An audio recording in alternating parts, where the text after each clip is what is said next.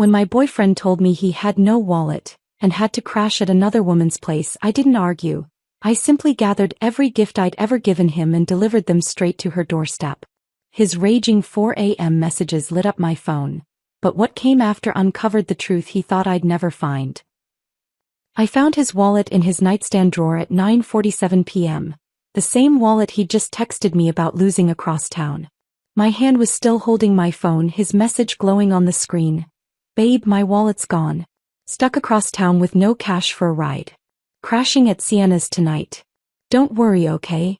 I stared at the brown leather sitting there perfectly intact, credit cards visible through the clear window, and something inside me went absolutely silent. Not the silence of shock. The silence of finally understanding. He wasn't across town. He wasn't stranded. He wasn't helpless. He was at another woman's apartment, and he thought I was too tired, too trusting, too beaten down to check. I picked up the wallet, felt its weight in my palm, and made a decision that would change everything. If he wanted to spend the night at Sienna's place so badly, I'd make sure he got everything he needed. Starting with every single gift I'd ever wasted on him. "I'm Clara, and this is the night I stopped believing his lies." The text had arrived 20 minutes earlier while I was wiping down the last table at Rosewood Diner. I'd been working a double, 7 in the morning until 9 at night, and my feet were killing me. The kitchen lights flickered overhead like they'd been doing for weeks, casting everything in that sickly yellow glow that made even fresh food look spoiled. I'd pulled out my phone with one hand while the other kept scrubbing at a ketchup stain that had probably been there since lunch. When I read August's message, my hands had gone cold. Not the gradual cold of forgetting your gloves in winter, but instant bone-deep cold that started in my fingertips and shot straight up my arms into my chest. I'd stood there under those dying fluorescent lights, reading those words over and over while Janelle called out good night from the back door and the cook scraped down the grill with sounds like nails on metal. Everything felt distant, underwater, like I was watching my life happen to someone else. I'd clocked out without saying anything to anyone, grabbed my coat from the hook by the staff bathroom, and walked home through streets that smelled like October rain and wet pavement. $47 in tips sat folded in my apron pocket, money that would go toward whichever bill was screaming loudest this week. The gas notice or the internet warning, or maybe just groceries if I was lucky. 3.5 years. That's how long I'd been with August. 3.5 years of working doubles and split shifts while he figured himself out, and explored opportunities, and built his network. 3.5 years of me carrying us both financially while he promised things were about to turn around. Any day now, just wait and see. My apartment building came into view. All peeling paint and crooked mailboxes, the kind of place where the elevator had been broken for 2 months and nobody expected it to get fixed. I'd climbed 3 flights of stairs, my legs protesting every step, and found 2 disconnection notices taped to my door. Gas and internet. Both printed on that aggressive neon paper designed to humiliate you, to announce your struggles to every neighbor who walked past. I'd peeled them off and shoved them in my coat pocket, adding them to the collection of evidence that documented exactly how one-sided our relationship had become. Inside, the apartment had been dark and silent except for the rhythmic drip from the bathroom faucet. The faucet August had promised to fix 8 months ago. Then 6 months ago. Then he'd stopped promising and I'd stopped asking, just put a bowl underneath to catch the water and tried not to hear it when I was trying to sleep. I'd dropped my keys on the counter and they'd clattered too loud in the quiet. Then I'd pulled out my phone and read his message again, really studying it this time. "Babe, my wallet's gone. Stuck across town with no cash for a ride. Crashing at Sienna's tonight. Don't worry, okay?" Each word felt deliberate. Chosen. Babe, to create false intimacy. Wallet's gone, to manufacture a crisis.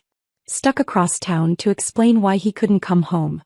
Sienna's tonight, to test exactly how much disrespect I'd swallow without protest. And finally, don't worry, okay?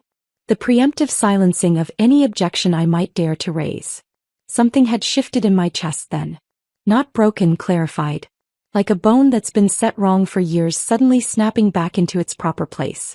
I'd walked to the hall closet and pulled out the cardboard box from last Christmas. The one that had held his noise-canceling headphones. The ones he'd begged for. The ones I'd worked 3 weeks of overtime to afford. Then, moving with strange mechanical calm, I'd opened the drawer of his nightstand. That's where I'd found it. The wallet. His wallet. The brown leather one I'd given him for our second anniversary, the one he'd researched for weeks before dropping hints until I finally understood what he wanted. The one I'd saved for by skipping lunches and walking to work instead of taking the bus. It sat there perfectly intact, credit cards lined up in their slots, his driver's license visible through the clear plastic window. Even some cash tucked in the billfold. I'd picked it up, felt its weight in my hand, and that's when the silence came. Not the silence of shock or confusion. The silence of finally, completely understanding. He wasn't across town. He wasn't stranded without money or options. He wasn't some helpless victim of circumstance who needed to crash at a friend's place. He was lying. Deliberately. Calculatedly. And he'd assumed I was too exhausted from working 10-hour shifts, too beaten down by 3 years of carrying us both, too trained to accept his excuses to ever think of checking his story. Tina. The name burned in my mind. I'd met her twice, and both times had left me with that sick feeling in my stomach that women learn to trust even when we're told we're being paranoid. The first time was at Marcus's birthday party last spring. She'd monopolized August's attention for hours, touching his shoulder when she talked, laughing too loud at his jokes, leaning into him like I wasn't standing right there holding a beer I didn't even want to drink. When I'd mentioned feeling uncomfortable on the drive home, August had turned it back on me so smoothly I'd almost missed the manipulation. You're being paranoid, Clara. He's just friendly. You're inventing drama because you're insecure. The second time was 3 months ago when I'd gotten off work early and decided to surprise him with lunch at that coffee shop downtown. I'd walked in and found them hunched over his laptop together, her hand resting casually on his forearm. They'd both looked up startled when I appeared at their table, and August had been too quick with his explanation. We're just collaborating on a project idea. The laptop had closed just a little too fast. Now here I was holding physical proof that he'd lied about the most basic verifiable fact. If he'd lie about something this simple, something I could check in 30 seconds, what else had he been lying about for months? For years. I set the wallet down on the kitchen counter and stared at it. My reflection looked back at me from the darkened window above the sink, still in my diner uniform with its permanent grease stains, hair pulled back in a ponytail that had started falling apart hours ago, exhaustion written across every feature. But something in my eyes looked different. Harder. Clearer. I pulled the cardboard box from the closet and set it on the kitchen table. Then I started gathering items, moving through the apartment with purpose. The smartwatch from his dresser, the one he desperately wanted last Christmas, claiming it would help him stay organized and hit his goals. It sat uncharged in its box, barely used after the first week. The Italian leather belt I'd bought him for his birthday. The cologne that had cost 3 full shifts worth of tips. The vintage denim jacket from that weekend trip to Portland that I'd paid for entirely while he promised to get me back later. The books. Got the books. Shoe Dog, The 4-Hour Workweek, Think and Grow Rich. All pristine, spines uncracked, bookmarks still on page 1. Every one of them purchased because he'd sworn he was really going to focus on personal development this time. Every item I added to the box was another memory of me trying to fill the space where his effort should have been. Another piece of evidence that I'd been playing both roles in this relationship. The partner who loved and the partner who provided, the dreamer and the realist, the person who gave and the person who never received. The box grew heavier as I packed, not from weight but from understanding. I found other things too. A receipt crumpled in the back of his drawer from Tavern and Tap, the upscale bar downtown. $147.63. Dated 3 weeks ago. The same night he told me he was helping Marcus move furniture and couldn't make our dinner reservation. The reservation I'd saved 2 months of tips to afford. I photographed the receipt with my phone before adding it to the box. When I was done, I sealed everything with packing tape.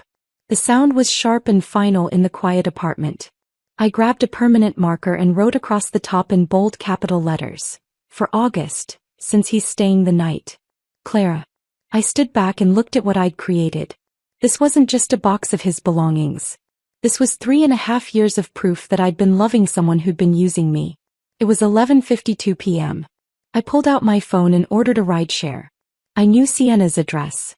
August had mentioned it once with that telltale tone of envy, talking about her insane corner unit on the 15th floor, like he was already imagining himself living there. While I waited for the car, I sat on the couch holding my phone, looking at his message one more time. Don't worry, okay? But I wasn't worried. For the first time in 3 years, I wasn't worried or anxious or trying to convince myself that things would get better if I just worked harder, gave more, loved deeper. I was done worrying. I was done believing. And I was about to make sure August understood exactly what he'd lost. The rideshare notification lit up my screen. 5 minutes away. I stood in the middle of my apartment holding that box with August's name written across the top. And suddenly 5 minutes felt like too long and not long enough at the same time. My heart was racing, not from panic but from something else. Clarity mixed with adrenaline, the feeling you get when you're about to do something that can't be undone. I set the box down on the kitchen table and looked around the apartment with new eyes. There was more. So much more. I'd packed the obvious things. The wallet, the watch, the books. But now I was seeing evidence everywhere I looked. 3.5 years of me trying to fill the space where his effort should have been, scattered across every surface and shoved into every drawer. I walked back to the bedroom and opened his closet. The vintage denim jacket hung there, the one from that flea market in Portland during our romantic weekend getaway last year. I'd paid for the entire trip. The hotel, the gas, the meals, everything, while August promised he'd get me back when his freelance check cleared. He never did. I'd worked extra shifts for 2 months to afford that weekend, convincing myself that quality time together was an investment in our future. I pulled the jacket off its hanger. The fabric still smelled faintly of the vintage store, that musty combination of old cotton and someone else's memories. August had worn it exactly 3 times before deciding it wasn't really his style after all. Into the box it went. The smartwatch sat on his dresser, still in its charging dock but completely dead. He'd begged for it last Christmas, sent me links to articles about how it would revolutionize his productivity, help him build better habits, track his fitness goals. This is exactly what I need to finally get serious about my health, he'd said.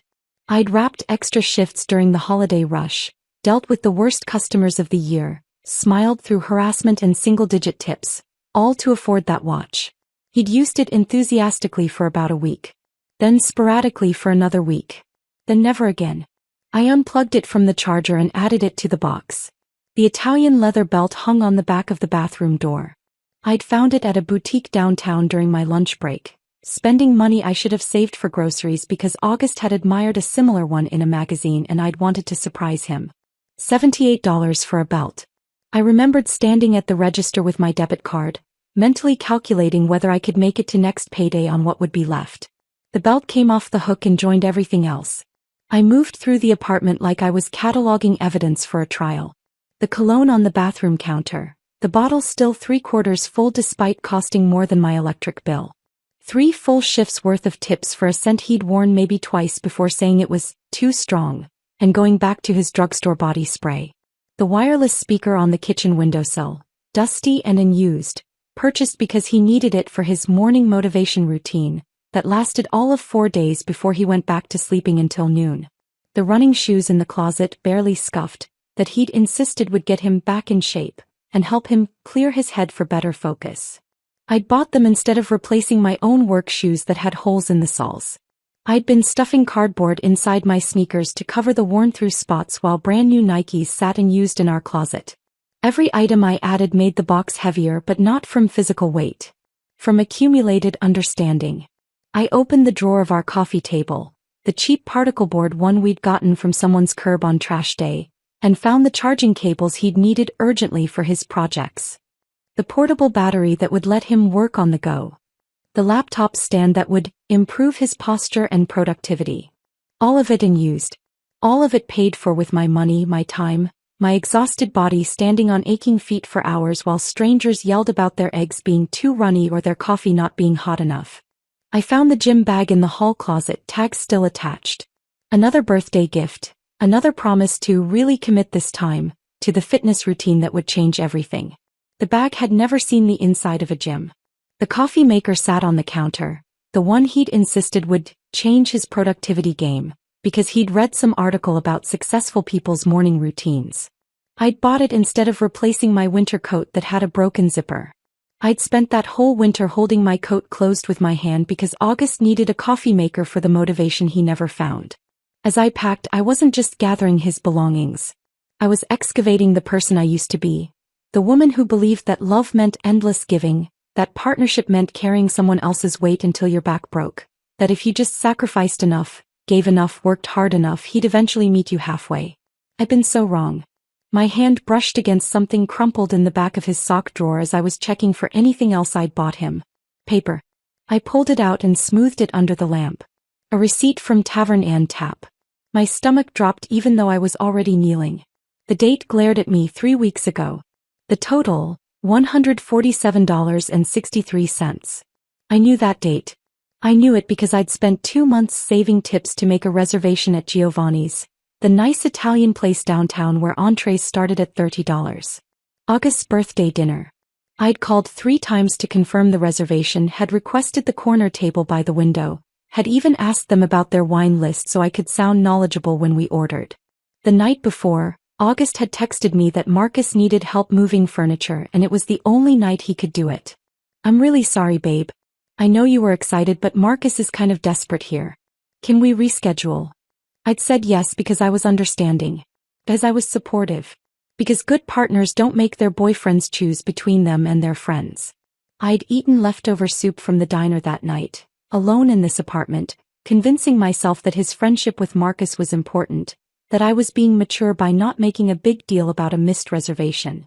Now I was holding evidence that he'd spent almost $150 at an upscale bar the same night he'd supposedly been hauling boxes and furniture. The same night I'd been eating 2-day-old soup and telling myself I was being reasonable. My hands shook as I pulled out my phone and photographed the receipt. Not from sadness, from rage. Rage at him for lying so casually. But also rage at myself for being so willing to believe, so eager to be understanding, so desperate to avoid being called dramatic or insecure or paranoid. This wasn't just evidence of his lies. This was evidence of my complicity in my own diminishment. Every time I'd swallowed my doubt, every time I'd talked myself out of trusting my instincts, every time I'd chosen to believe him over believing myself, I'd been participating in my own erasure. I added the receipt to the box, right on top where it would be visible. The book sat on the shelf by the TV, Shoe Dog, The 4-Hour Workweek, Think and Grow Rich. All purchased because August had gone through a phase of wanting to really focus on personal development and learn from successful people. All pristine. All unread. The bookmarks I'd carefully placed still marked page 1 in each of them. Into the box they went. I stood back and looked at what I'd assembled. The box was full now, overflowing with physical evidence of 3.5 years of emotional fraud. Every item was a monument to me trying to fix what was fundamentally broken, trying to fill the space where a partner should have been standing, trying to love someone into becoming the person they'd promised they'd be. I grabbed the packing tape from the kitchen junk drawer and sealed the box. The sound of the tape gun was sharp and final in the quiet apartment, like a judge's gavel coming down. With a black permanent marker, I wrote across the top in capital letters that took up the entire surface. For August, since he's staying the night. Clara. I stepped back and stared at those words. My mother's voice echoed in my head from 2 years ago when she'd visited for Thanksgiving. She'd sat at this same kitchen table in the morning, drinking instant coffee because our machine was broken, watching August sleep until noon while I got ready for my shift at the diner. Baby, she'd said quietly, her voice careful like she was approaching a wounded animal. Love isn't supposed to feel like you're the only one rowing the boat. I'd gotten defensive immediately. Listed all of August's good qualities. Explained how he just needed time and support to find his path. Told her she didn't understand how hard it was to build a life in this economy, that not everyone had the same opportunities, that I was choosing to be his partner through the difficult times so we could celebrate together when things got better. She hadn't argued. Just kissed my forehead and said, "I hope you're right, sweetheart." Now standing in my apartment holding a box full of broken promises and wasted money, her words felt less like gentle concern and more like prophecy. My phone buzzed. The rideshare was 2 minutes away. I grabbed my coat and picked up the box. It was heavy, not from weight but from everything it represented. 3.5 years of me shrinking myself to make room for someone who'd been taking up all the space and giving nothing back. As I headed for the door, I caught my reflection in the mirror by the entrance. Still in my diner uniform. Hair falling out of its ponytail. Exhaustion written across my face. But my eyes looked different. Harder. Clearer. I wasn't worried anymore. I wasn't anxious or trying to convince myself things would improve if I just tried harder. For the first time in 3 years I was doing something entirely for myself. And it felt like the first honest breath I'd taken in forever. The car pulled up 30 seconds after I walked outside. A silver sedan with a dent in the passenger door and an air freshener that smelled like artificial pine. The driver was a quiet man in his 40s with tired eyes and a Seahawks cap, the kind of person who'd probably been driving all night and would keep driving until dawn. He glanced at me in the rearview mirror as I slid into the back seat with the box, but he didn't ask questions. Just nodded when I gave him the address. Riverside Towers. You know it. Yeah, I know it. His voice was neutral, professional. He pulled away from the curb and the familiar streets of my neighborhood disappeared behind us. I settled the box on my lap, my arms wrapped around it like I was protecting something valuable instead of delivering evidence of my own foolishness. My reflection stared back at me from the window, jaw set, eyes dry, posture rigid. The streetlights swept across my face in rhythmic intervals, and each time the light hit, I looked less like the woman who'd walked out of Rosewood Diner 3 hours ago and more like someone I'd never met before. I barely recognized her. And that felt exactly right. The streets were mostly empty at this hour, just past midnight on a Tuesday. We passed a gas station where a man was filling up a truck, a convenience store with flickering neon signs, a bus stop where someone sat alone scrolling through their phone. Normal people living normal nights, completely unaware that my entire world had just reorganized itself into before and after. I knew Sienna's address because August had mentioned it exactly once, about 6 months ago. We'd been eating takeout Chinese on the couch. I'd paid like always, and he'd been scrolling through his phone when he suddenly said, "Sienna's place is insane. Corner unit on the 15th floor. Floor-to-ceiling windows. She's really got it made." The tone in his voice had caught my attention even then.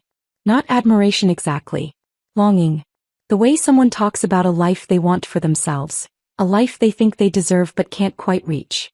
I'd felt something twist in my stomach but pushed it down. Told myself I was being insecure. Told myself he was just making conversation. Told myself all the things women tell themselves when they know something's wrong but aren't ready to face it yet. Now that memory felt like evidence I'd been collecting without realizing it. The driver caught my eye in the rearview mirror. "You okay back there?" "Yeah." My voice came out stronger than I expected. First time in a long time, actually. He nodded like he understood something I hadn't said out loud, and we drove the rest of the way in comfortable silence. Riverside Towers materialized out of the darkness like something from a different city, a different life. All glass and steel and manufactured luxury, the kind of building that screamed, successful young professional, even though everyone inside was probably drowning in student loans and credit card debt just like the rest of us. The only difference was the facade. The lobby glowed warm and golden through floor-to-ceiling windows. I could see the doorman at his desk, a decorative fig tree in a concrete planter, abstract art on the walls that probably cost more than my car. "This is good," I said, and the driver pulled up to the main entrance. "You need help with that box?" "No. I've got it. Thanks." I paid through the app, added a generous tip because he'd given me silence when I needed it, and stepped out onto the pristine sidewalk. The door closed behind me with a soft click and the car pulled away, leaving me alone with my box and my resolve. The lobby doors were locked, but through the glass I could see the doorman, mid-20s, bored expression, scrolling through his phone. I knocked on the glass and he looked up, annoyed at being interrupted. He walked over and cracked the door open. "Can I help you?" "I'm delivering something to a friend. Sienna Brennan. 15G. He looked at me, diner uniform, messy ponytail, cardboard box with a name written in permanent marker, and I could see him deciding whether I was legitimate or some kind of problem he'd have to deal with. Whatever he saw in my face must have convinced him I wasn't worth the effort because he just shrugged and waved me in. "Elevators are on the right." "Thanks." The lobby was exactly as pretentious as I'd imagined. Marble floors that clicked under my worn sneakers. A chandelier that probably cost more than I made in a year. A seating area with leather chairs that no one ever sat in because this wasn't the kind of building where neighbors talked to each other. I walked to the elevators and pressed the up button. My reflection appeared in the polished steel doors, harsh and unflattering under the bright lights. The woman looking back at me had worked herself nearly to death for someone who couldn't even pretend to appreciate it. Dark circles under her eyes. Grease stains on her uniform that wouldn't come out no matter how many times she washed it. Hands that were dry and cracked from constant washing and sanitizer. But her jaw was set. Her eyes were clear. Her spine was straight. The elevator dinged and the doors slid open. The ride up felt like it took forever and no time at all. The elevator was all mirrors. Ceiling, walls, even the handrails were polished to a reflective shine. Everywhere I looked, I saw myself holding this box and I watched my reflection like I was watching a character in a movie. Someone brave. Someone done with being lied to. Someone who'd finally chosen herself. My heart pounded as the numbers climbed. Not from fear or sadness but from something else entirely. Anticipation. The satisfaction of finally taking action instead of just accepting whatever August decided to hand me.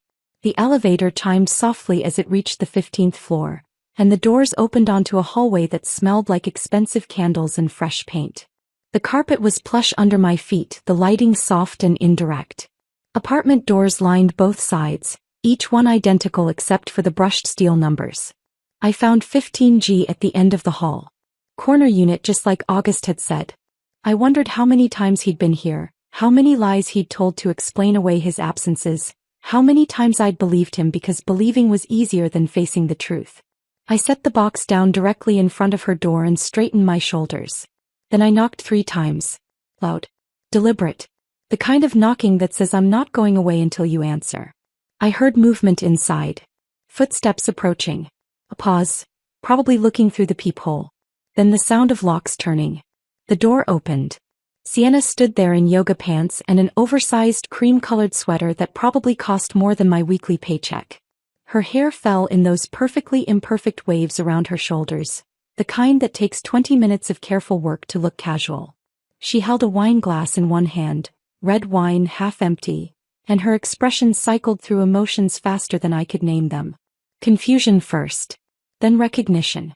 Then something that looked an awful lot like guilt trying to hide behind a forced smile. Clara.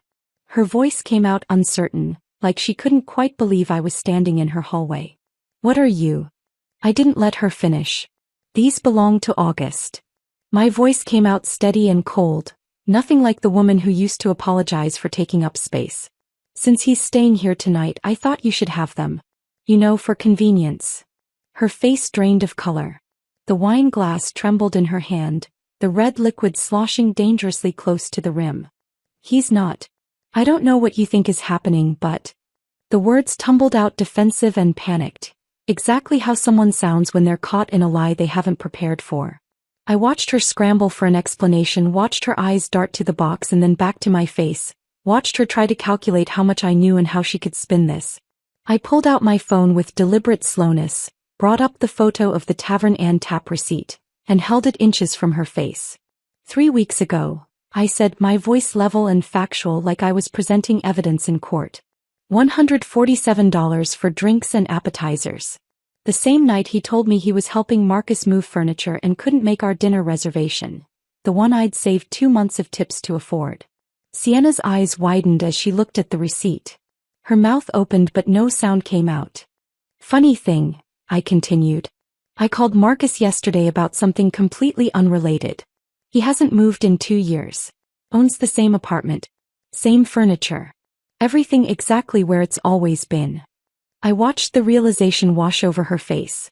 The understanding that she'd been lied to just as thoroughly as I had. The calculation happening behind her eyes as she tried to figure out what else might not be true. I don't want explanations, I said, feeling a strange power in my own calmness. I don't want apologies or excuses or whatever story you've been told. I just want you to understand something very clearly. He's been lying to both of us. Maybe to others too. I don't know and I don't care anymore. But now he's your problem. Congratulations on your prize. I turned and walked back toward the elevator before she could respond, my spine straight and my head high. Behind me I heard her voice, wait, or maybe Clara please, but I didn't turn around. The elevator doors opened like they'd been waiting for me. I stepped inside and pressed the button for the lobby. As the doors slid shut, I caught one last glimpse of Sienna standing in her doorway, wine glass forgotten in her hand, staring at the box with August's name written across the top in permanent marker. The chapter closed with those elevator doors. Everything that had happened in that hallway, in that relationship, in those 3.5 years of carrying someone who'd never planned to walk beside me, all of it sealed away behind polished steel. And I didn't look back. The rideshare driver who picked me up from Riverside Towers was different from the first one. A woman in her 50s who asked if I was okay the second I got in the car. I must have looked like I'd just committed a crime or survived one. Maybe both. I'm fine, I said, and the strange thing was I meant it. Better than fine, actually. She nodded like she understood something I hadn't explained and didn't ask any more questions. We drove through empty streets back to my neighborhood, past closed storefronts and flickering streetlights, and I watched the city pass by the window feeling lighter than I had in years. When I got home, I stood in the doorway of my apartment for a long moment before stepping inside. The same space I'd left an hour ago, but everything felt different now. The air felt cleaner. The silence felt peaceful instead of oppressive. I locked the door behind me and leaned against it, closing my eyes, letting the weight of what I'd just done settle into my bones. I'd delivered a box full of broken promises to another woman's doorstep at midnight. I'd confronted her with evidence of August's lies. I'd walked away without apologies or explanations. And I felt absolutely, perfectly calm. I peeled off my diner uniform that still smelled like fryer grease and coffee, balled it up, and threw it in the hamper with more force than necessary. In my dresser, buried under winter sweaters I hadn't worn in years, I found an old college t-shirt from a music festival I'd gone to before I met August. Before I'd learned to make myself smaller to accommodate someone else's ego. I pulled it on and it felt like putting on a version of myself I'd forgotten existed. The shower was hot enough to turn my skin pink, and I stood under the water longer than I should have, watching the day circle the drain. When I finally got out, I made chamomile tea in the mug my mother had given me, the one with the chip on the rim that August always complained about but I refused to throw away. I carried it to the couch, wrapped myself in the blanket from the back of the sofa and sat down to wait. Because I knew what was coming. Part of me, the part that was tired and just wanted to sleep, considered turning off my phone. But a larger part, the part that had been silenced and dismissed and gaslit for 3 years, needed to see his reaction. Needed to watch him scramble and panic and reveal exactly who he was when he lost control of the narrative. The apartment was quiet except for the hum of the refrigerator and distant sirens somewhere outside my window. Normal city sounds. Comforting in their ordinariness. I sipped my tea and felt strangely peaceful, like I was watching a storm approach from behind thick glass. Dangerous and chaotic out there but completely unable to touch me in here. My phone sat on the coffee table, screen dark and silent. I stared at it like I was waiting for a bomb to detonate. At 4:02 a.m. it finally did. The screen lit up with a text notification, and even from where I sat I could see the all-caps aggression of it. What the hell is wrong with you? I picked up the phone, unlocked it, and watched as more messages poured in before I could even finish reading the first one. You showed up at Sienna's? Are you fucking insane? You embarrassed me. You embarrassed her. What kind of psycho does that? Answer your phone. Now. I set the phone back down and took another sip of tea, watching the screen light up again and again as more messages arrived. Each one more unhinged than the last. There was something darkly satisfying about it. Watching him lose control, watching the careful mask he'd worn for 3 years slip completely off to reveal the entitled, manipulative person underneath. My phone started ringing. August's name and photo. Him smiling at a barbecue last summer, looking charming and harmless, filled the screen. I let it ring until it went to voicemail. Immediately it started ringing again. I declined the call and watched another text appear. Pick up the phone. Then another. We need to talk about this like adults. Then another. You're acting crazy and you need to calm down. I opened my screenshots folder and started methodically documenting everything. Each text. Each missed call. The timestamps. His escalating rage captured in digital evidence that couldn't be denied or rewritten later. By 4:30 a.m. he'd sent 14 messages and called 6 times. I hadn't responded to any of it and I could feel his panic growing with each ignored attempt at contact.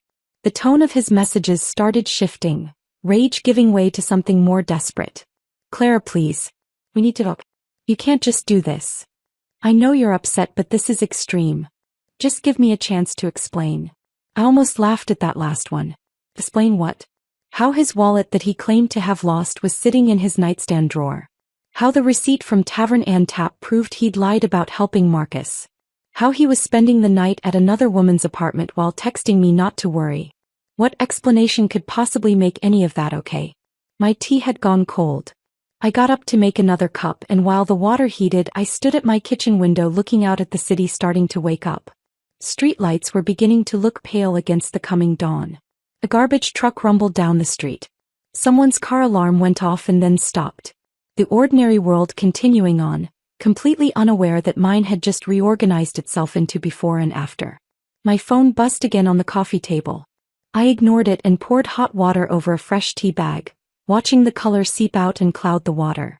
When I sat back down, there were 3 new messages. The tone had shifted again. This time to the strategy I'd seen August deploy dozens of times over the years when he was backed into a corner. Manipulation disguised as vulnerability. Lies wrapped in the language of apology. Look, I'm sorry. I wasn't even there. I lied about staying at Sienna's. I was actually at my brother's place. We had a fight and I panicked. I didn't want to burden you with more stress. Please, call me. We can fix this. I know I messed up, but we're stronger than this. I read it 3 times. Not because I believed a single word, I didn't. But because it revealed something important about how little he thought of me, how thoroughly he underestimated my intelligence. Even caught. Even exposed with physical evidence of his lies. He was still lying. Just with a different story now. A slightly more palatable version that he thought I might accept because accepting it would be easier than facing the full truth of his betrayal. He actually believed I was so desperate to stay with him, so worn down by 3 years of gaslighting and financial abuse, that I'd swallow this new lie just to avoid the pain of ending things. The arrogance of it lit something cold and final in my chest. I set my phone down and opened my laptop. My hands moved with purpose, like they knew what needed to happen before my conscious mind had fully formed the thought. I logged into our phone account, the family plan where I'd been paying both our bills for the past year because he was between opportunities and needed to stay connected for networking. The account I paid for. The account that had both our phones listed. The account that tracked location data. I navigated to the location history and pulled up the past 30 days. What I found made my blood run cold and hot at the same time, like my body couldn't decide whether to shut down or catch fire. Multiple visits to Sienna's address, yes. Late nights. Hours-long stays. That was bad enough. But there was another pattern that stood out even more clearly once I started looking. The Grandview Inn. A cheap hotel on the north side of town, the kind of place with hourly rates and a parking lot you pulled into from the back. It appeared in his location history again and again and again. Sometimes multiple times a week. I opened the calendar on my phone, the one where I tracked everything because August never remembered anything unless it benefited him. I started cross-referencing dates. Every single visit to that hotel coincided with a night he'd claimed to be working late on a freelance project, or helping a friend with something urgent, or meeting potential clients for drinks. October 15th, Grandview Inn, 9 p.m. to 1 a.m.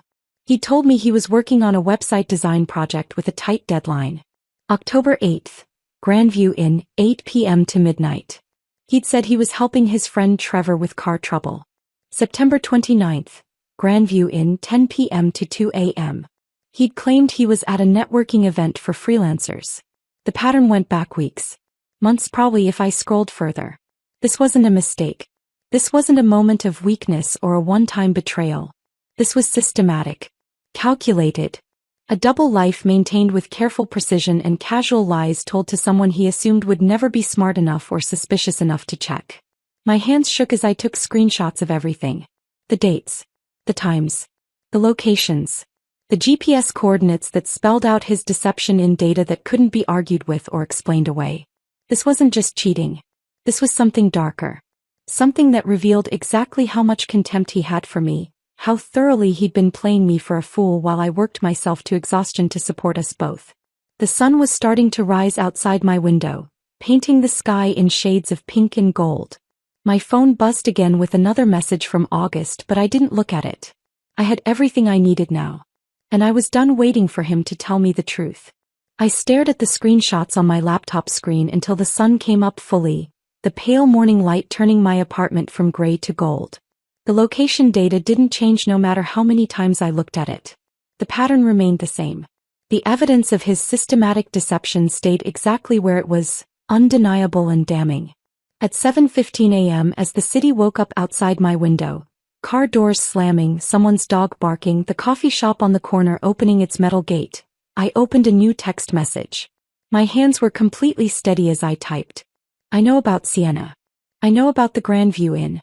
I know about the $147 you spent at Tavern and Tap when you said you were helping Marcus.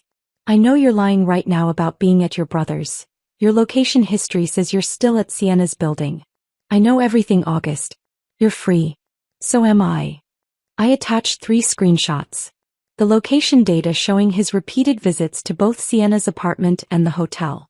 The photo of the Tavern and Tap receipt. The pattern of lies mapped out in GPS coordinates and timestamps that couldn't be explained away or rewritten. Then I hit send. For about 30 seconds I sat there staring at my phone, waiting for the 3 dots that would show he was typing a response. Waiting for the next lie, the next manipulation, the next attempt to make me doubt what I could see with my own eyes. But I didn't wait long. Before he could respond, I blocked his number. The action felt final and satisfying, like closing a door that had been hanging open for years, letting in cold air and unwanted visitors. But I didn't stop there. I opened every app, every platform, every possible avenue of contact we'd ever used. Instagram, blocked. Facebook, blocked. Snapchat, blocked. Even Venmo, where he'd sent me payment requests he never intended to fulfill, blocked. With each one I felt lighter. Like I was deleting weight from my shoulders, erasing his access to me one platform at a time. By the time I was done, it was 7:45 a.m. I made coffee, real coffee, not the instant stuff I usually settled for, and called a locksmith. The first one couldn't come until tomorrow. The second one had an opening at 11. I'll take it, I said. By noon, a man named Eddie with a tool belt and kind eyes had changed both locks on my apartment door. He didn't ask why I needed it done so urgently on a Wednesday morning. Just did the work, handed me 2 new keys and told me to have a good day. August's old key no longer opened my door. That felt more significant than it probably should have. The next 2 days passed in a strange bubble of calm that I didn't quite trust. I went to work at Rosewood Diner like always, but everything felt different. I smiled at customers and the smiles felt real instead of performed. I poured coffee and didn't spill it because my hands weren't shaking with exhaustion or anxiety. I collected my tips and put them in my pocket instead of an envelope marked for someone else's bills. Janelle noticed something had changed. She cornered me by the coffee station during the lunch rush on Thursday and studied my face like she was trying to solve a puzzle. "Did you get your hair cut?" she asked. "No." "Same hair." "New makeup." "Same makeup." "Actually, no makeup." She tilted her head, still trying to figure it out. "Something's different." "Look, I don't know." "Taller." I laughed at that. "I'm the same height I've always been." "Not physically taller. Just, like you take up more space or something." She grabbed the coffee pot I was holding and filled it from the machine. "It's a good look on you. Keep it." I realized later what she meant. I'd stopped apologizing for existing. Stopped making myself smaller to accommodate everyone else's comfort. Stopped shrinking back when someone needed to get past me, or when a customer was rude, or when another waitress wanted the better section. I'd started standing up straight and making eye contact and saying, "Excuse me," instead of "sorry," when someone was in my way. On Thursday evening I made dinner in my quiet apartment. Nothing fancy, just scrambled eggs and toast, but I set the table like it mattered. Used a real plate instead of eating out of the pan. Poured water into an actual glass instead of drinking from the tap. Small things, but they felt like reclaiming something I'd lost without noticing. I was halfway through eating when my phone rang. Unknown number. My first instinct was to let it go to voicemail. I'd been getting a few calls from numbers I didn't recognize, probably August trying to get through the blocks I'd put up. But something made me answer. Maybe curiosity. Maybe the confidence of knowing I could hang up whenever I wanted. "Hello. Clara." A woman's voice. "Kiki. Kitten. This is Sienna." My entire body went rigid. My fork stopped halfway to my mouth and I set it down carefully on my plate, suddenly not hungry anymore. "I know you probably don't want to talk to me," she continued quickly, like she was afraid I'd hang up before she could get the words out. "And I completely understand if you just want to tell me to leave you alone. But I need to tell you something. You deserve to know. I should have hung up. Should have blocked this number too and gone back to my eggs and my quiet evening and my new life without August in it. But I didn't." "I'm listening," I said. I heard her take a breath, like she was steadying herself. After you left that night. After I saw the box and the receipt and everything you said. I confronted August. He tried to deny it at first. Said you were being crazy, that you'd always been jealous and insecure, that you were making things up because you couldn't handle the breakup. My jaw clenched at that. Even now, even caught, he was trying to paint me as the problem. But I pushed him, Sienna continued. I showed him the receipt photo you'd shown me. Asked him to explain it. And eventually he admitted things. Her voice cracked slightly. Clara, I had no idea you two were still together. He told me you'd broken up 6 months ago. He said you were just roommates trying to figure out the lease situation, that you were friends but it was over romantically. He talked about you like someone he cared about but had grown apart from. Not like someone he was actively lying to and living with. The room felt too small suddenly. Too warm. I got up and opened the window, letting in the cool October air and the sounds of the city below. I believed him, Sienna said, and now she was crying. I believed him because he seemed so sincere.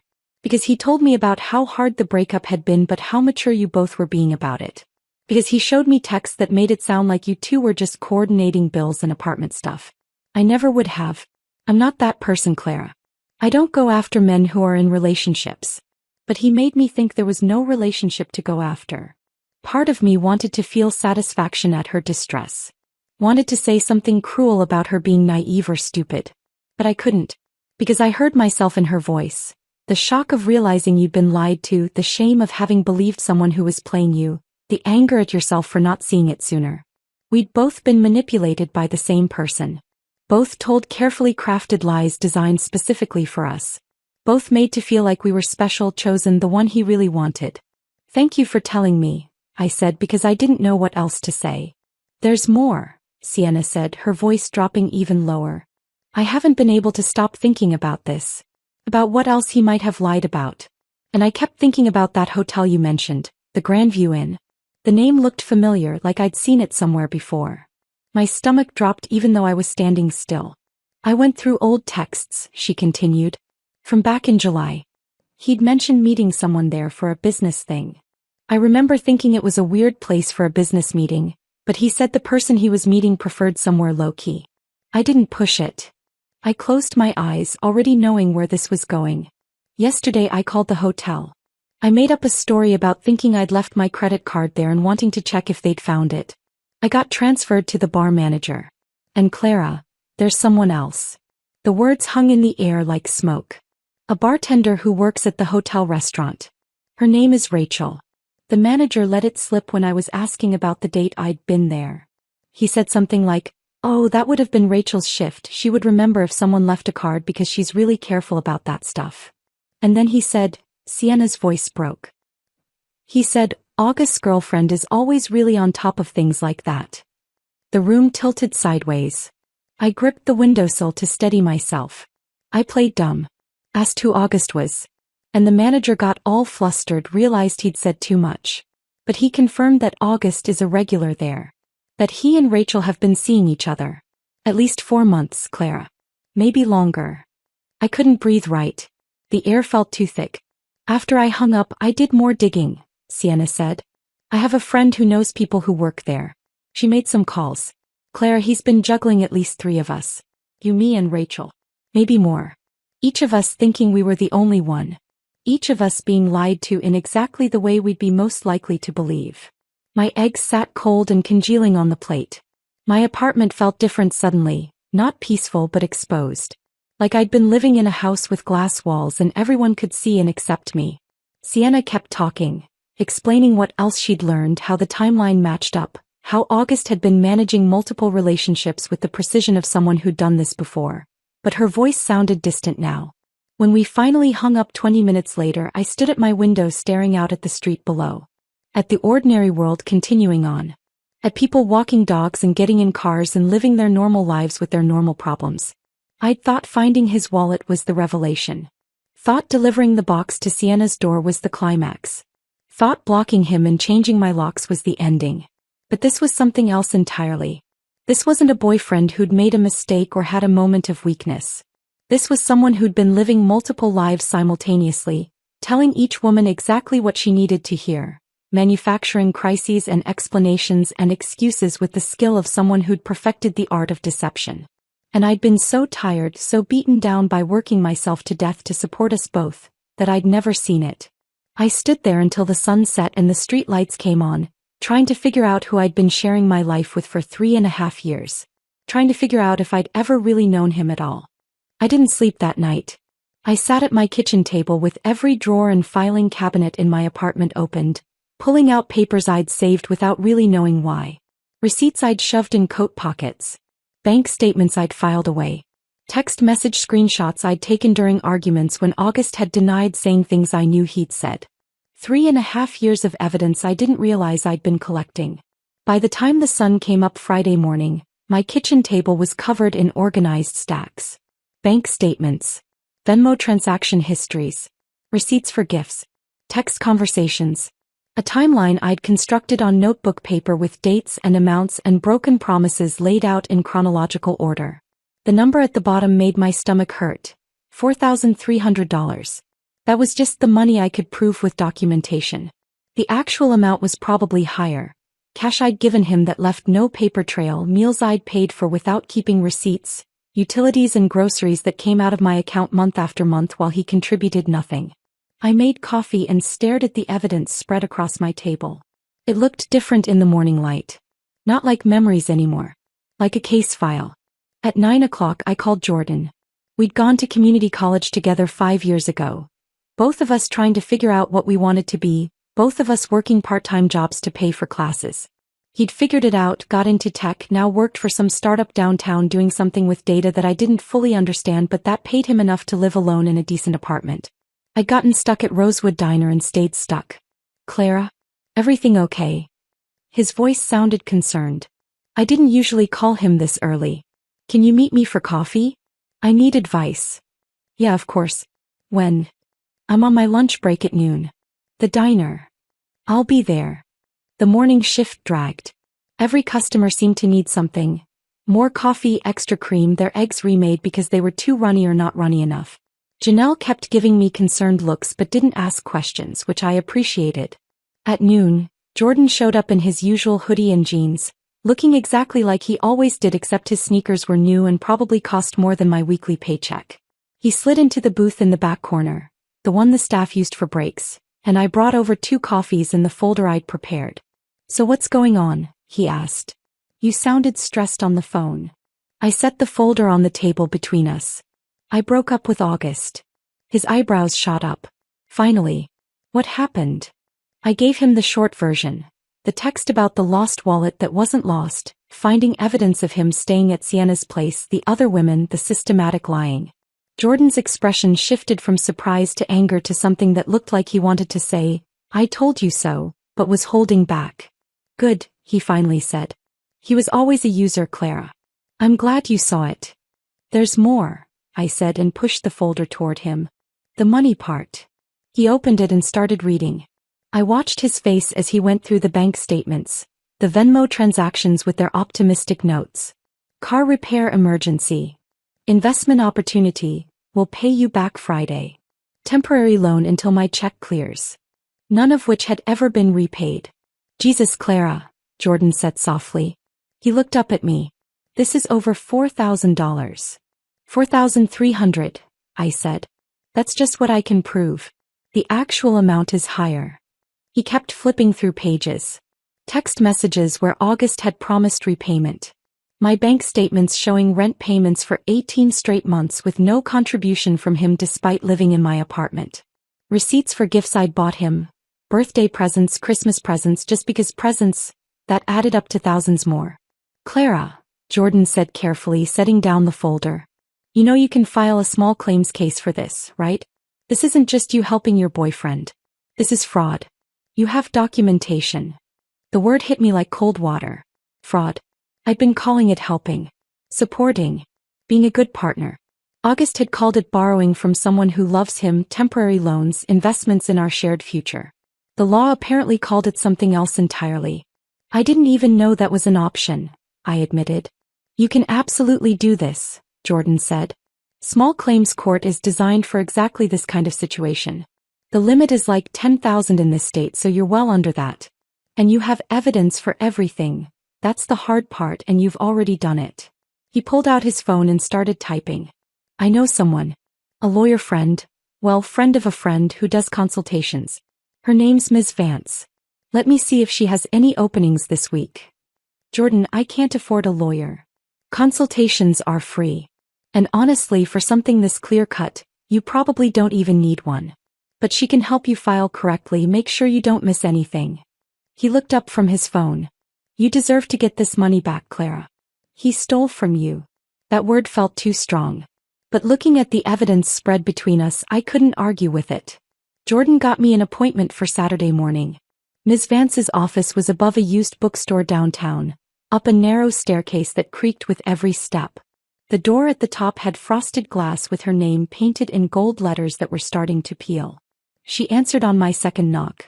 A woman in her 50s with gray hair cut short, sharp eyes behind rectangular glasses, and a no-nonsense manner that reminded me of my high school math teacher. The kind of person who didn't tolerate excuses or bullshit. You must be Clara. Jordan said you'd be coming. Come in, sit. Her office was small but organized.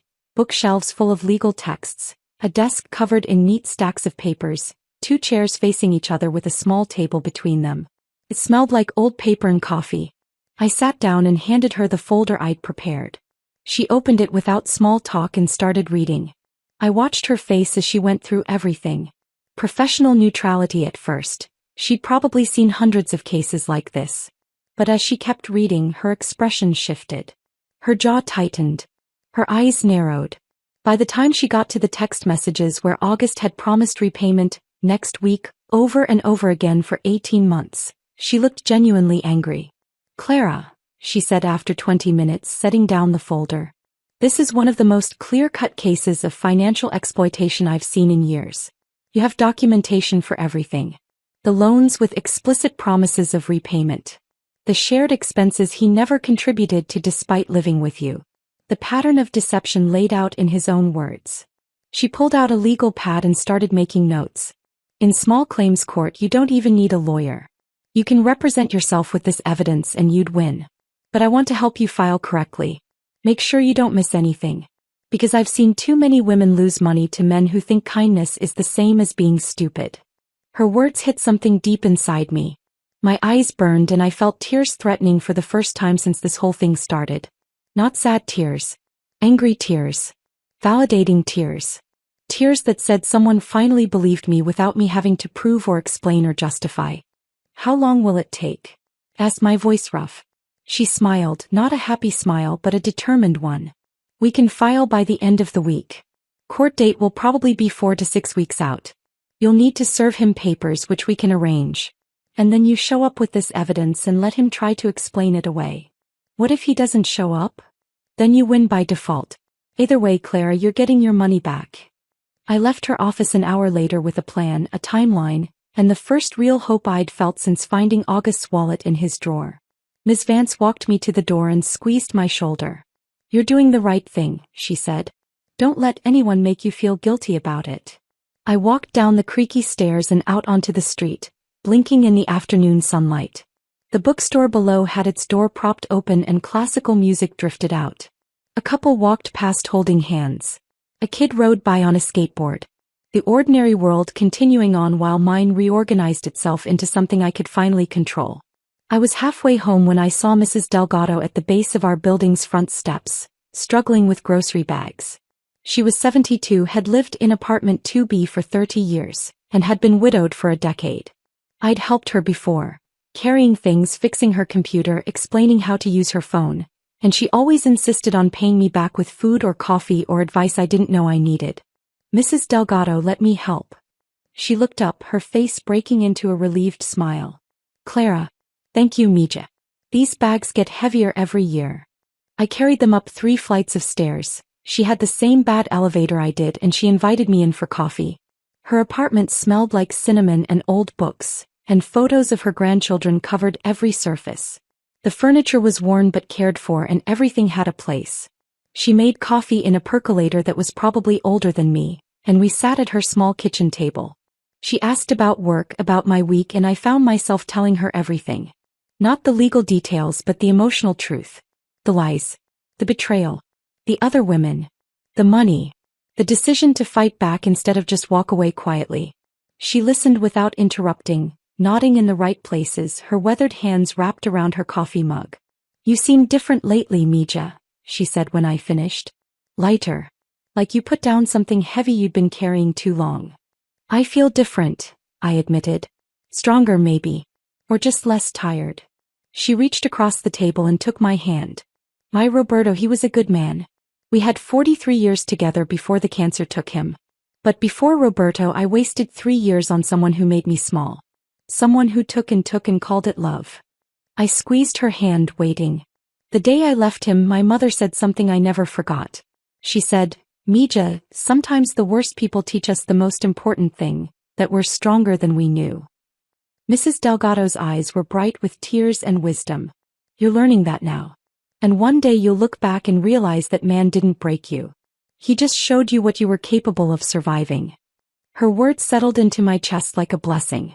Like permission to be angry and sad and strong all at the same time.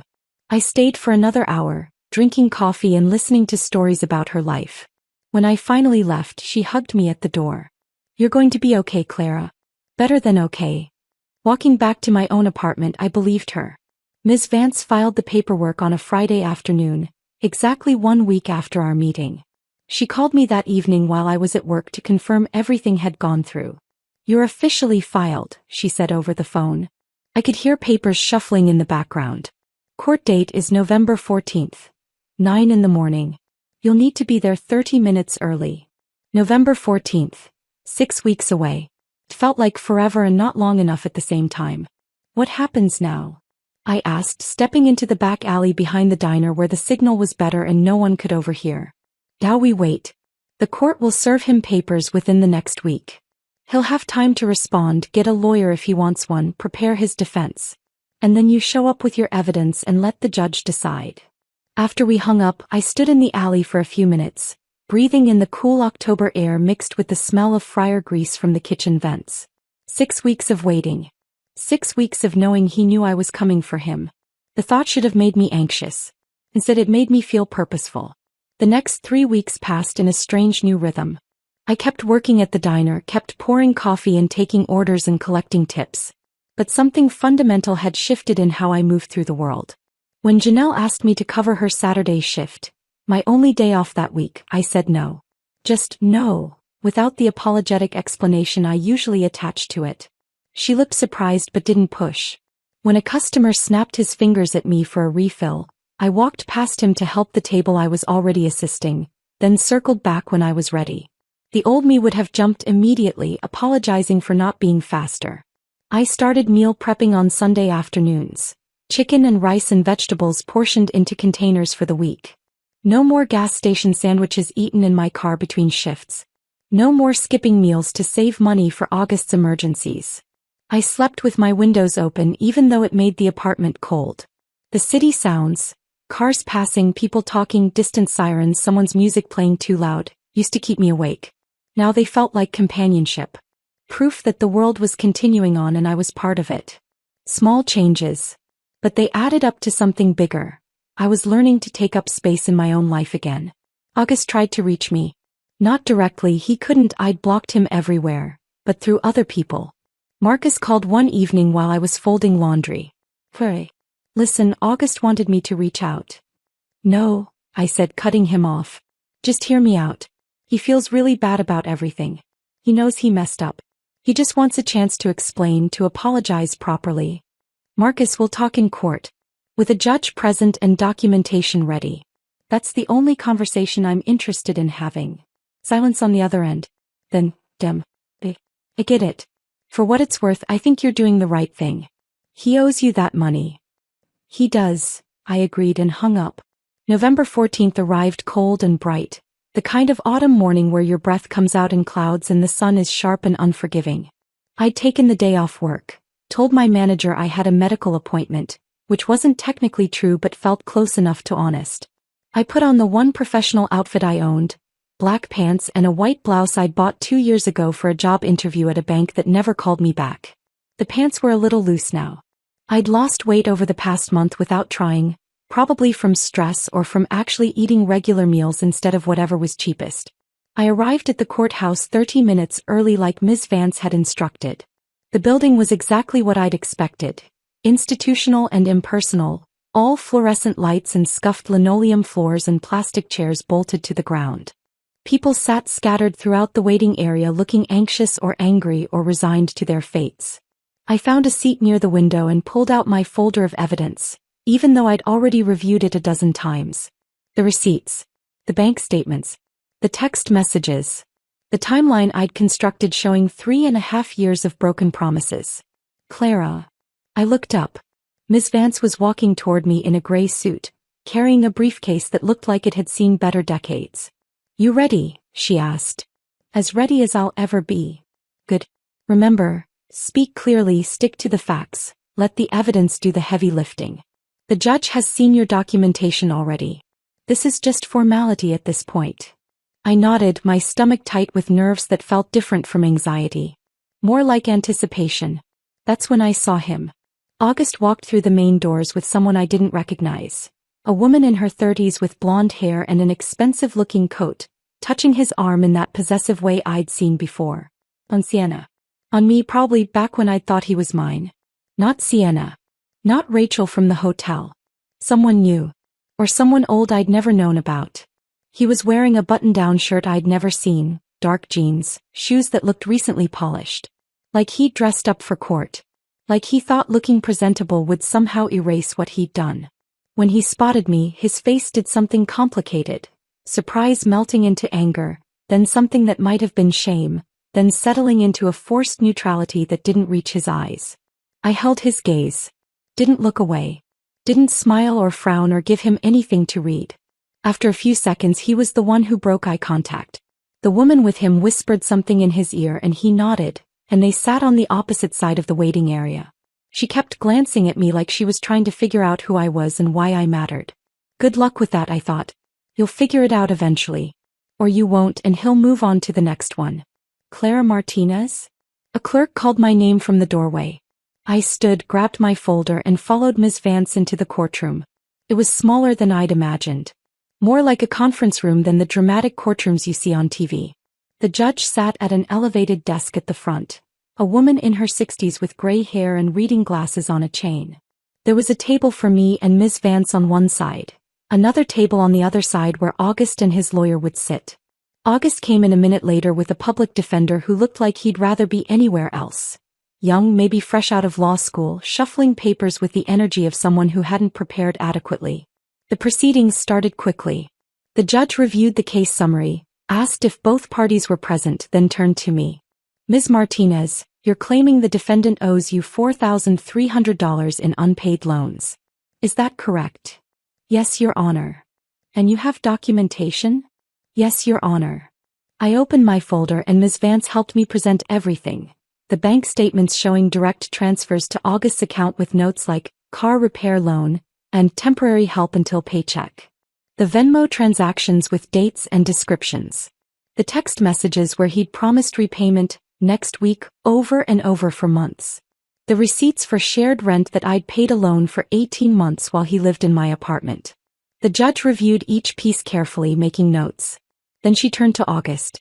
"Mr. Reeves, do you dispute that you received this money from Ms. Martinez?" August's lawyer stood. "Your Honor, my client acknowledges receiving financial support from Ms. Martinez during their relationship. However, he contends that this was mutual support between partners, not loans with repayment obligations. Does your client have any documentation showing his financial contributions to their shared household?" The lawyer shuffled his papers. "No, Your Honor, but does your client have any evidence that these transfers were intended as gifts rather than loans?" More shuffling. The nature of romantic relationships often involves. "I'll take that as a no." The judge looked back at the text messages, reading one out loud. "Thanks, babe, I'll pay you back as soon as my check clears next Friday." That was sent on March 12th. "Did that check clear, Mr. Reeves?" August shifted in his seat. "I had unexpected expenses." That's not what I asked. Did you repay Ms. Martinez as promised? No, but... Thank you. The judge made another note. She reviewed the evidence for another few minutes in silence while my heart pounded so hard I could feel it in my throat. Finally, she looked up. The plaintiff has documented evidence of $4,300 in loans with explicit promises of repayment via text message. The defendant has provided no counter-evidence and no proof of contribution to shared household expenses he claims to have paid. This is straightforward breach of verbal contract with written documentation. She turned to August. Mr. Reeves, I'm ruling in favor of the plaintiff. You are ordered to repay Ms. Martinez the full amount of $4,300, plus court fees of $287, for a total of $4,587. Payment plan options are available through the clerk's office. Do you understand? August's face had gone red. This is... Do you understand? The judge repeated, her voice sharp. Yes, he said through clenched teeth. Something cracked open in my chest. Not triumph exactly, something quieter but deeper. Vindication. Validation.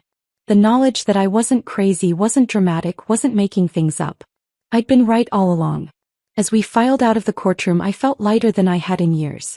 Ms. Vance squeezed my shoulder. Well done. He has 30 days to start payment or face additional penalties. Thank you, I said. For everything. You did the hard part. I just filed paperwork. I was walking toward my car in the parking lot when I heard footsteps behind me. Clara, wait. August's voice. I stopped, turned around. He'd left his new girlfriend at his car and jogged over to catch me. Up close he looked tired. Older somehow. I know you're angry, he said, slightly out of breath. I know I messed up. But did you really have to take this to court? Did you have to humiliate me like this? I stared at him. Really looked at him. And for the first time in 3 years I saw him clearly, not the potential I'd kept projecting onto him, not the man he'd promised he'd become, but exactly who he was. Someone who took and then resented you for noticing. I didn't humiliate you, August, I said, my voice steady and calm. I held you accountable. There's a difference. He opened his mouth to respond, but I was already turning away, already walking toward my car. Clara, he called after me. I didn't turn around. I got in my car, started the engine and drove home through afternoon traffic, feeling the weight of 3 years finally lifting off my shoulders. When I got back to my apartment, I stood in the doorway for a moment, just looking. The dripping faucet had been fixed. The bills were current. The couch was still secondhand and the apartment was still small, but it was mine. All mine. And that was enough. I stepped into my apartment and closed the door behind me, letting my back rest against it for a moment. The space looked exactly as I'd left it that morning. Small, modest, unchanged, but something felt fundamentally different. The dripping faucet was finally silent. I'd fixed it myself 2 weeks ago with a YouTube tutorial and a $20 part from the hardware store. The bills were stacked neatly on the counter, all current, all manageable. The couch was still secondhand with its ripped armrest, but it was mine. All mine. I set my purse down and walked to the window, looking out at the city below. People were getting off work, heading home, living their ordinary lives. The sun was starting to set, painting everything in shades of amber and gold. I felt something settle in my chest. Not happiness exactly, more like peace. The kind that comes from knowing you did the hard thing and survived it. 6 months passed like that. Quietly. Without drama or revelation or the kind of transformation you see in movies. I still worked at Rosewood Diner. Still poured coffee and took orders and dealt with customers who thought tipping was optional. Still came home with aching feet and grease stains that never quite washed out. Still struggled some months to make rent when the tips were bad or an unexpected expense came up. My apartment still had that one-bedroom light that flickered no matter how many bulbs I replaced. The elevator was still broken more often than it worked. The upstairs neighbors still fought about the same things at the same volume. But I was different. I started saying yes to things I'd always wanted to try. The community center 3 blocks away offered evening classes, and one Thursday I walked past and saw a flyer for pottery. Something about it pulled at me. The idea of making something with my hands that wasn't food someone would consume and forget, something that would last. August used to mock stuff like that. Called it hipster nonsense and a waste of money. Said I should focus on practical things like picking up extra shifts or learning skills that would help me get a better job. I signed up anyway. The class was small. 6 people, all women, all there for different reasons. The instructor was a retired teacher named Helen with clay permanently under her fingernails and a patience that felt infinite. She taught us to center the clay, to feel its resistance and work with it instead of against it. My first attempts were disasters. Lopsided bowls that collapsed. Mugs with handles that fell off. Vases that looked like they'd been made by a child. But Helen just smiled and said, "Try again. Clay is forgiving." By the 3rd class I made something that actually looked intentional. A small bowl, slightly uneven but functional. One evening Helen watched me work and said, "You throw like someone who's not afraid to mess up anymore." I looked up at her, hands covered in wet clay. "I've already survived the worst mess," I said. "This is nothing." She nodded like she understood something I hadn't said out loud. The money from the court judgment came in irregular installments. $200 here. $150 there. Always a few days before the deadline, like August was testing how close he could cut it without facing penalties. Always with the energy of someone being forced to do something rather than someone trying to make amends. I deposited each check without ceremony and transferred the money to a savings account I'd opened specifically for this. The first savings account I'd had in my adult life. I labeled it Clara's Future on the bank website, and every time I logged in and saw the balance growing even slowly, even in tiny increments, it felt like reclaiming something that had been stolen. Through Marcus, who I'd stayed friends with despite everything, maybe because he'd apologized for not seeing what was happening sooner, I heard updates about August's life. His new girlfriend had left him after 2 months. He was working part-time at a sporting goods store. He'd moved into a studio apartment on the north side that Marcus described as kind of depressing. "He's going through a hard time," Marcus said one evening when we met for coffee. I stirred sugar into my cup and felt absolutely nothing. Not satisfaction. Not sympathy. Not even curiosity about the details. "We all go through hard times," I said. "The difference is how you treat people when you do." Marcus nodded slowly. "Yeah. You're right." August had become what he always should have been. Someone from my past who taught me an important lesson. Not about love or relationships or trust, but about what I would and wouldn't accept. About the difference between supporting someone and being used by them. I didn't think about him much anymore. When I did, it was with the same emotional distance I'd feel remembering a bad restaurant or movie I didn't like. A thing that happened. A mistake I wouldn't repeat.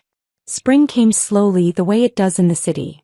A few warm days mixed in with cold ones, trees budding gradually, people starting to sit outside at coffee shops again. On a Saturday morning in late April, almost 9 months after the night I'd delivered that box to Sienna's door, I was sitting on my fire escape with coffee and a book when I heard Mrs. Delgado's voice from 2 floors below. "Mija.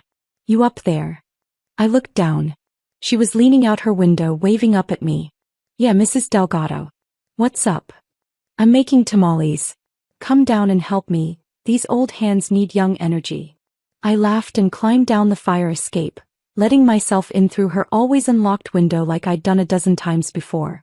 Her kitchen smelled like corn and spices and decades of family recipes. The counter was covered in ingredients. Corn husks soaking in a bowl, seasoned pork in one pot, masa in another. She handed me an apron and put me to work. "You spread the masa like this," she demonstrated, her weathered hands moving with practiced efficiency. "Not too thick, not too thin. Then the filling. Then you fold like you're tucking in a baby." We worked side by side for hours, talking and laughing and listening to her old radio that only picked up Spanish stations. She told me stories about Roberto. Not the sanitized, romanticized version people tell about their dead spouses, but the real thing. The fights they'd had about money. The time he forgot their anniversary and she made him sleep on the couch for a week. The years it took them to really understand each other. "Love isn't what they show you in the movies, Mija," she said, pressing filling into a corn husk. "It's work. Every day you choose it. And both people have to be doing the choosing or it doesn't work."